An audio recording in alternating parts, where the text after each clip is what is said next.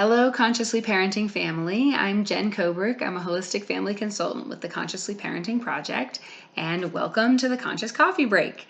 So today we are talking about what is a healing story circle, because healing story circles are unique to the Consciously Parenting Project, and I think that they are so important and so transformative and so powerful.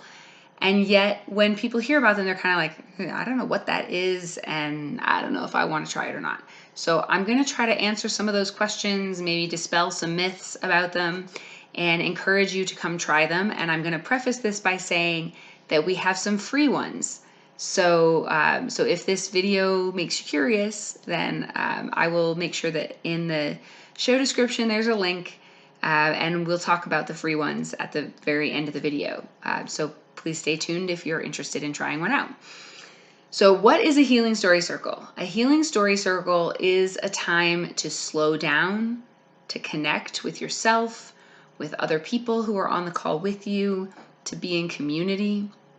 It's a space to be who you are, to show up as you are, whatever's going on, good or bad, challenging or easy.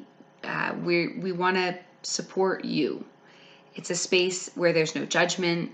There's no one trying to give you advice, no one fixing you, no one telling you what to do.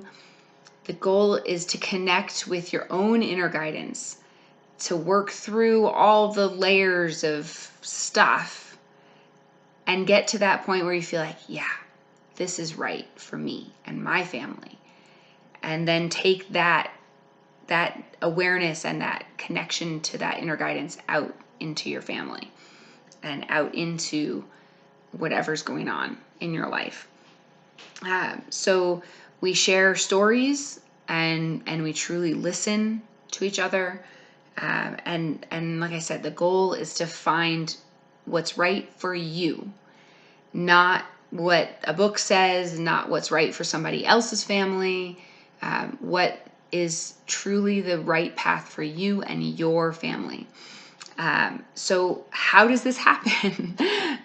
Because I know for a lot of people who are used to parenting spaces where there's a lot of advice flying around, that it feels like, well, if somebody doesn't tell me what to do, how could I possibly figure it out? And so I want to kind of tease that out. So what happens is that when somebody shares something, that typically starts out sounding like a typical vent, right? Like, this thing's happening and I'm so frustrated about it and I don't know what to do. And then we don't just leave it there, and we don't tell you how to fix it. And that can be hard to wrap your brain around at first. But once you experience it, it's like, oh, this is the thing that I've been looking for and waiting for. It's this thing in between where we slow down and we help by reflecting back. I heard you say this, or I noticed this about what you said, or I'm wondering about this. You said this and it stood out to me, and I'm wondering what the significance is of that. And so as you get that response, and then the chance to say, yeah, I never thought about it that way, but it reminds me of this thing. Or, yeah, that's not what I meant. What I actually meant was, or, yeah, thank you for hearing me. As you go through that, like, back and forth, this is what I heard. And then you start to see your own connections and patterns as we slow down and separate out the layers and pieces of the story.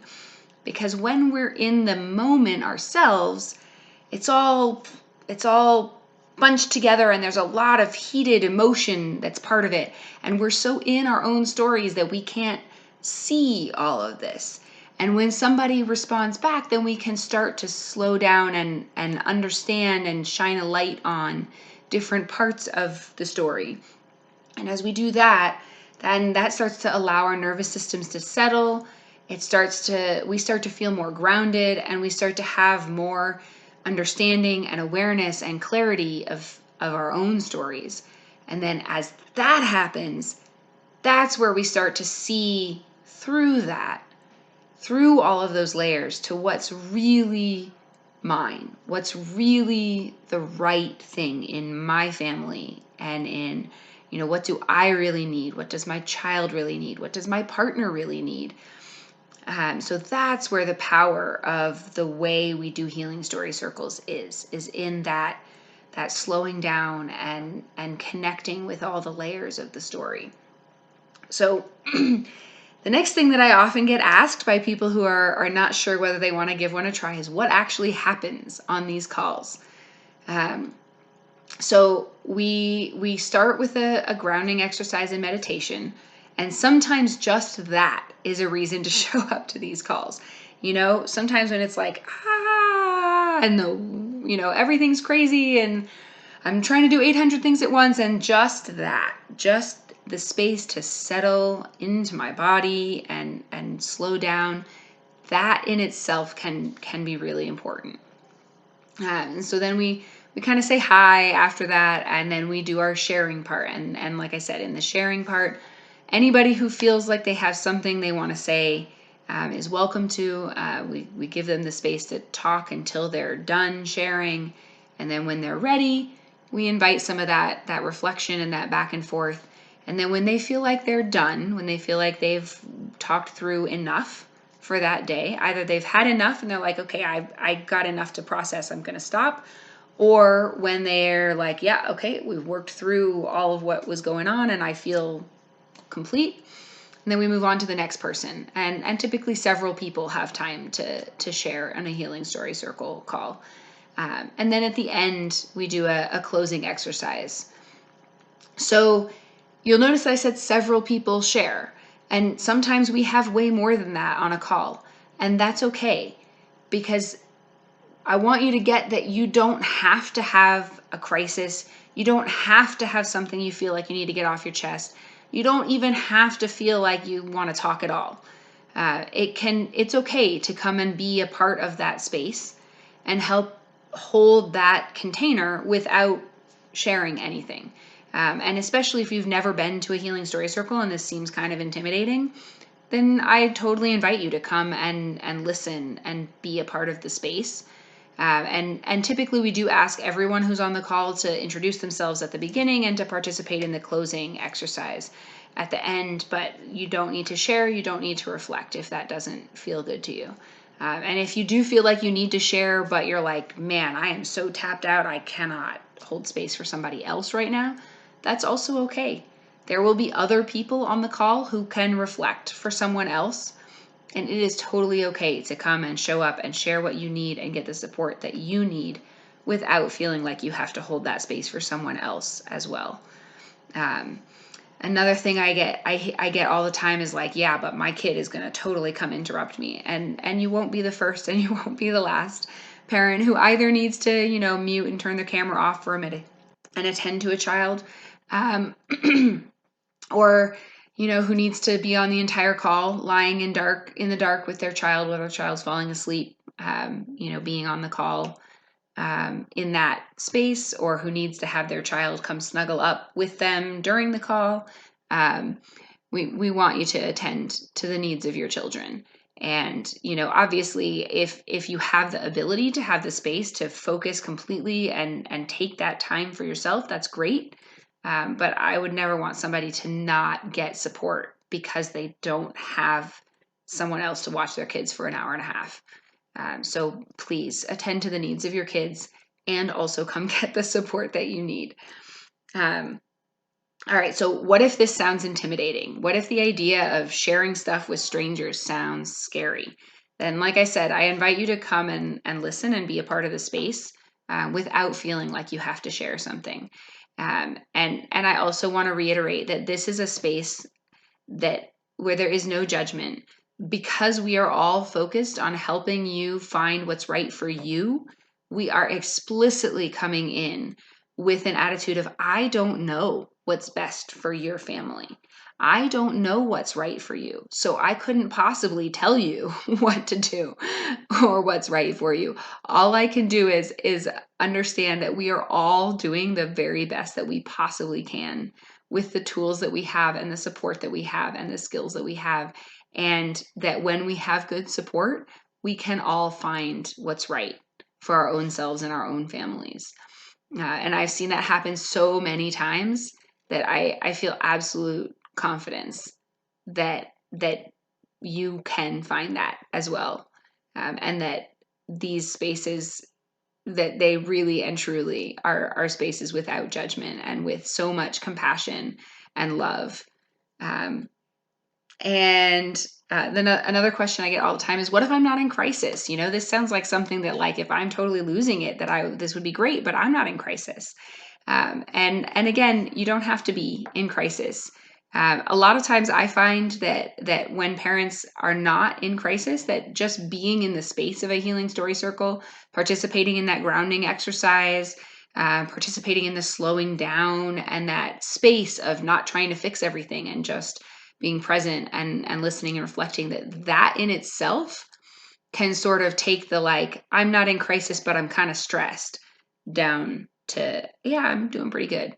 Um, and I also find that a lot of times when someone's like, man, I'm not in crisis, but like I'm kind of stressed, or I'm kind of frustrated, or I'm snapping a lot. That when that happens, a lot of times as someone gets on the call and slows down, they realize, actually, I do want to share this thing, and it's not like a big thing or a big crisis, but naming it and having the space to be heard about it is enough for it to, resolve. So you absolutely don't have to be in crisis to come on a healing story circle, and most people aren't. Most people are dealing with the normal day-to-day stresses and frustrations of being parents, and of parenting with another person, and of processing our own stories and histories, and of processing our kids' stories, and living in a pandemic, and I mean, most people are living with those kinds of day-to-day things. um, all right, so then what if this sounds awesome? What if this is like, oh my goodness, I want this so badly. Where has this been all my life? Then welcome. So we have, like I said, we're going to talk about where you can join a healing story circle. So if you go to consciouslyparenting.com/COVID-19, there is a support calendar for free community healing story circles. And no, you don't have to talk about things that are related to COVID. The page is called that because we started it seeing how badly this was needed at the beginning of the pandemic. But absolutely, people talk about all kinds of things, not just pandemic related stress. So we're currently running a couple of free healing story circles each month. You can find those and sign up to get the links for them, to join them on that website. We also have a Spanish group that's running a weekly free healing story circle. So if you are a Spanish speaker, then I highly encourage you to join those. We have a whole team of Spanish speakers from around the world, and they're wonderful. And they're building a really wonderful Spanish-speaking consciously parenting community.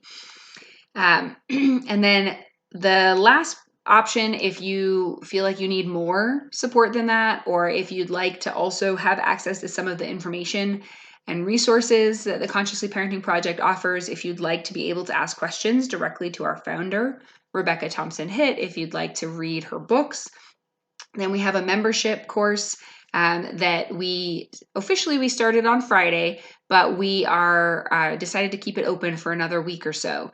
And that's a pay what you can course. So that link will also be in the description for this video. And there are healing story circles that are just for members, as well as, like I said, calls with Rebecca, and a whole bunch of other resources, as well as the weekly informational content that's a part of that course.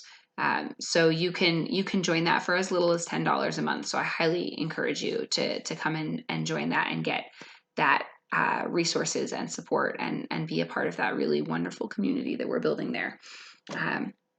All right, so that's a little bit about healing story circles. If you have questions about healing story circles, if you've tried one and you want to, and you think it's amazing, you want other people to know how awesome your experience has been, then please put those in the comments and let us know. Let us know what your experience has been like with a healing story circle. Let us know what your questions are.